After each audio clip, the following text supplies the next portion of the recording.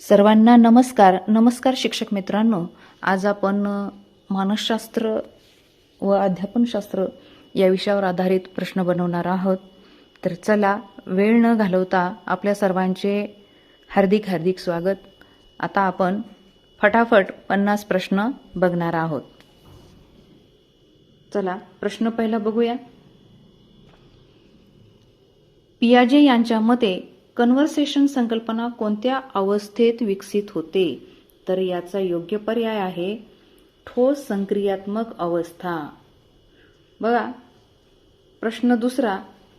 आपल्याला जर सगळे पर्याय वाचत बसले तर आपला खूप वेळ जाणार आहे, म्हणून आपण काय करूया, डायरेक्ट फास्टमध्ये उत्तरच घेऊया. प्रश्न दुसरा. झोन ऑफ प्रॉक्सिमल डेव्हलपमेंट ही संकल्पना कोणी मांडली? पियाजे, व्हायगॉटस्की, स्किनर, फ्राइड. तर याचं योग्य उत्तर आहे व्हायगॉटस्की. लक्षात ठेवायचं आहे. चला, नेक्स्ट पुढचा प्रश्न. प्रश्न क्रमांक 3. विद्यार्थी स्वतः ज्ञानाची निर्मिती करतात हा दृष्टिकोन रचनावादाशी संबंधित आहे, म्हणजे पर्याय क्रमांक ब. नेक्स्ट प्रश्न चौथा. ब्लूमच्या उद्दिष्ट वर्गीकरणात सर्वोच्च स्तर कोणता? ज्ञान, आकलन, विश्लेषण, मूल्यमापन किंवा निर्मिती. तर याचं योग्य उत्तर आहे मूल्यमापन, निर्मिती. नेक्स्ट पुढचा प्रश्न. प्रश्न 5. थॉर्नडाईक यांच्या शिकण्याच्या नियमापैकी मूलभूत नियम कोणता? 1. परिणामाचा नियम, तत्परतेचा नियम, सरावाचा नियम का प्रेरणेचा नियम? तर याचं योग्य उत्तर आहे परिणामाचा नियम. नेक्स्ट पुढचा प्रश्न. प्रश्न क्रमांक 6. गार्डनर यांच्या बहुविध बुद्धिमत्ता सिद्धांतात खालीलपैकी कोणती बुद्धिमत्ता नाही? तर यामध्ये गार्डनर यांच्या बहुविध बुद्धिमत्ता सिद्धांतामध्ये भावनिक बुद्धिमत्ता नाही. नेक्स्ट प्रश्न 7. वर्गातील सर्व विद्यार्थ्यांना समान अध्यापन करणे कोणत्या तत्वाच्या विरुद्ध आहे? वैयक्तिक भिन्नता, पुनरावृत्ती, प्रेरणा का स्मृती? तर याचं योग्य उत्तर आहे वैयक्तिक भिन्नता, पर्याय क्रमांक अ. नेक्स्ट प्रश्न 8. स्कॅफोफोल्डिंग ही संकल्पना संबंधित आहे कोणाशी? ब्रूनर. बघा, खाली मानसशास्त्र जे होते त्यांचे नावं दिलेली आहेत, तर याच्यामध्ये ब्रूनर यांची ती संकल्पना होती. चला पुढे. प्रश्न क्रमांक 9. विद्यार्थ्याच्या चुका शिक्षण प्रक्रियेचा भाग आहेत हा दृष्टिकोन कोणत्या पद्धतीशी संबंधित आहे? तर विद्यार्थ्यांच्या चुका हा शिक्षण प्रक्रियेचाच एक भाग आहे, हे आपल्याला कोणी सांगितलं? रचनावादी दृष्टिकोन. नेक्स्ट प्रश्न 10. क्लासिकल कंडिशनिंग सिद्धांत कोणी मांडला? पॅव्लॉव, स्किनर, कोहलर, बंडुरा. तर पॅव्लॉव ह्या मानसशास्त्रज्ञांनी हा सिद्धांत मांडलेला आहे. नेक्स्ट प्रश्न क्रमांक 11. ऑपरेंट कंडिशनिंग संबंधित मानसशास्त्रज्ञ कोण आहेत? तर स्किनर. नेक्स्ट प्रश्न 12. लर्निंग विदाऊट रेन्फॉर्समेंट ही संकल्पना कोणाची आहे? तर ही संकल्पना आहे टॉलमन यांची. आपल्याला थोडंसं जलद गतीनं जायचं आहे. प्रश्न 13. अंतर्दृष्टीने शिकणे या सिद्धांतात कोणता प्राणी वापरला गेला? तर चिंपांझी हा प्राणी वापरला गेला होता. नेक्स्ट प्रश्न 14. विद्यार्थ्यांच्या पूर्वज्ञानावर आधारित शिक्षण हे तत्व कोणाशी संबंधित आहे? तर विद्यार्थ्याच्या पूर्वज्ञानावर विद्यार्थी जो शिकतो ते पूर्वज्ञानावर आधारित शिकतो, हे तत्व रचनावादाशी संबंधित आहे. बघा, रचनावादावर आतापर्यंत 2 प्रश्न आलेले आहेत. Multiple intelligence theory. तर हॉवर्ड गार्डनर यांनी ही थेरपी मांडलेली आहे. नेक्स्ट प्रश्न 16. खालीलपैकी कोणती प्रेरणा अंतर्गत प्रेरणा आहे? बक्षीस, गुण, स्वतःच्या समाधानासाठी शिकणे, शिक्षा टाळणे. तर याचं योग्य उत्तर आहे पर्याय क्रमांक क, स्वतःच्या समाधानासाठी शिकणे. नेक्स्ट, पर्याय क्रमांक 17. कोहलबर्ग यांच्या मते नैतिक विकासाचा सर्वोच्च टप्पा म्हणजे उत्तर परंपरागत. पर्याय क्रमांक क. नेक्स्ट, प्रश्न 18. स्पिरल कर्क्युलम संकल्पना कोणी मांडली? ब्रुनर, स्किनर, पियाजे, व्हायगॉटस्की. तर याचं योग्य उत्तर आहे ब्रुनर या शास्त्रज्ञांनी मांडलेली आहे.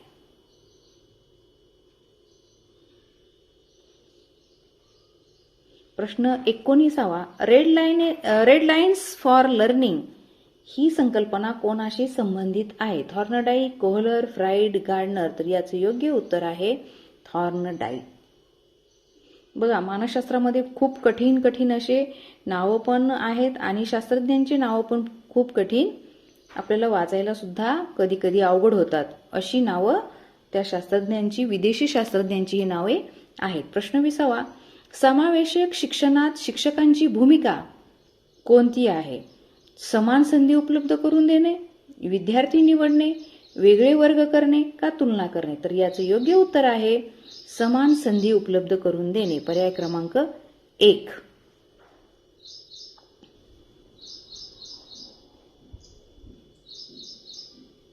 बघा, मगाशी आपण 20 प्रश्न बघितलेले होते, आता पुन्हा आपण आणखीन 20 प्रश्न बघणार आहोत. आता परत पहिल्यापासून आपण घेणार आहोत, म्हणजे पुन्हा नवीन 20 प्रश्न बघणार आहोत. प्रश्न पहिला, बालक ज्ञान स्वतः निर्माण करते हा सिद्धांत कोणता आहे? तर हा सिद्धांत आहे रचनावाद. नेक्स्ट, स्कॅफोल्डिंग संकल्पनेत शिक्षकाची भूमिका एक सहाय्यकाची असते. आता आपण फक्त उत्तर घेऊयात. कोहलबर्ग यांच्या मते नैतिक विकास किती स्तरांत होतो? तर नैतिक विकास हा 3 स्तरामध्ये होतो, 3 स्तर. प्रश्न 4. समस्या सोडवून शिकणे कोणाशी संबंधित आहे? John dewy. समस्या सोडवणे म्हणले की जॉन डुई लक्षात ठेवायचं आहे. प्रश्न 5 म्हणजे आता 25वा प्रश्न आपला तसा चालू आहे.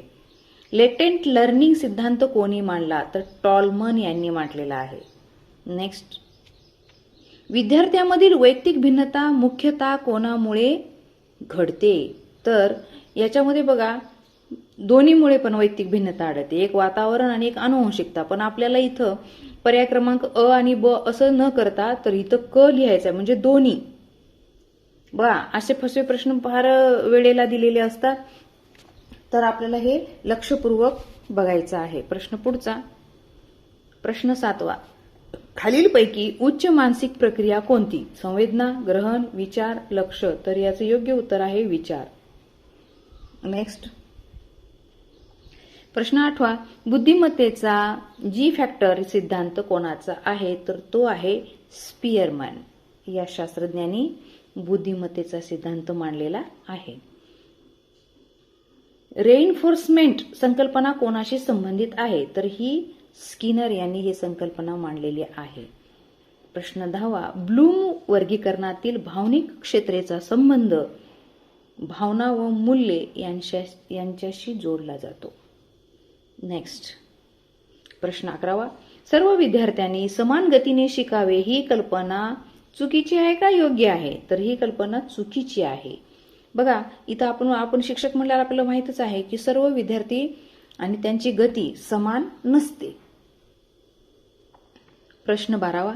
ट्रान्सफर ऑफ लर्निंग म्हणजे एका ठिकाणचे शिकणे दुसरीकडे वापरणे.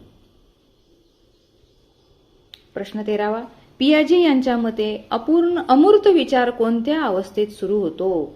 तर याचे योग्य उत्तर आहे औपचारिक संक्रिया. नेक्स्ट, प्रश्न क्रमांक 14. अध्यापनात सर्वात महत्वाचा घटक म्हणजे विद्यार्थी, शिक्षक, वर्ग, पुस्तक. तर विद्यार्थी. प्रश्न 15. विद्यार्थी स्वतःच्या शिक्षणाचे परीक्षण करतो त्याला डॅश डॅश म्हणतात? स्वयंमूल्यमापन. प्रश्न 16. लर्निंग बाय ऑब्झर्वेशन सिद्धांत कोणाचा आहे? कोणी मांडला? तर बंडूराय यांनी मांडला. शास्त्रज्ञ बंडूराय यांनी. प्रश्न 17. शिक्षकाने प्रश्न विचारण्याचा उद्देश विचारशक्ती विकसित करणे, शिक्षा मिळणे, वेळ घालवणे, शांतता. तर याचे योग्य उत्तर आहे पर्याय क्रमांक अ, विचारशक्ती विकसित करणे. प्रश्न 18. समावेशक शिक्षणाचा उद्देश सर्वांना समान संधी देणे, त्यालाच आपण सर्वसमावेशक शिक्षण असे म्हणतो. प्रश्न 19. प्रेरणा नसल्यास शिकणे कमी प्रभावी होते. बघा, म्हणून विद्यार्थ्यांना आपण खूप प्रेरणा द्यायला पाहिजे. प्रश्न 20. क्रिएटिव्ह थिंकिंग मध्ये समाविष्ट नाही. बघा, आता इथं काय म्हणले, क्रिएटिव्ह थिंकिंग मध्ये काय समाविष्ट नाही? कल्पनाशक्ती, मौलिकता, पाठांतर, लवचिकता. तर याचं योग्य उत्तर आहे पाठांतर. म्हणजे क्रिएटिव्ह थिंकिंग मध्ये पाठांतर समाविष्ट नाही. तर मित्रांनो, या ठिकाणी आपण असे 20 आणि पहिलेचे 20 असे एकूण 40 प्रश्न इथं बघितलेले आहेत. तर लवकरच भेटूया आपण पुढील पाठामध्ये. तोपर्यंत धन्यवाद.